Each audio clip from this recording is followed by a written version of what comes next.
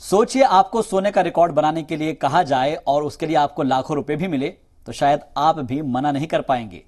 ऐसा ही रिकॉर्ड बनाया है पश्चिम बंगाल के हुगली की रहने वाली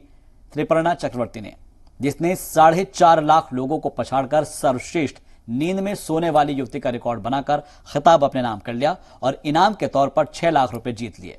त्रिपर्णा के मुताबिक उन्होंने ऑल इंडिया लेवल पर होने वाली इस प्रतियोगिता में ऑनलाइन वेबसाइट के जरिए आवेदन किया था, जिसमें कुल 4.5 लाख आवेदन आए थे। इनमें से 15 प्रतियोगियों का चयन किया गया और फिर 4 लोगों को फाइनल लेवल पर प्रतियोगिता का विजेता बनने के लिए चुना गया। फाइनल मुकाबले में त्रिपर्णा ने इन 4 लोगों को पछाड़ते हुए सर्वश्रेष्ठ सोने वाली युवती का खिताब जीत लिया है और इस प्रतियोगिता के लिए हर एक प्रतियोगी को एक मैट्रेस और स्लीप ट्रैकर दिया गया था। उन सभी को सबसे ज्यादा नींद में सोने का हुनर दिखाने के लिए कहा गया था, लिहाजा त्रिपर्णा ने लगातार 100 दिन 9 घंटे सोकर रिकॉर्ड बना डाला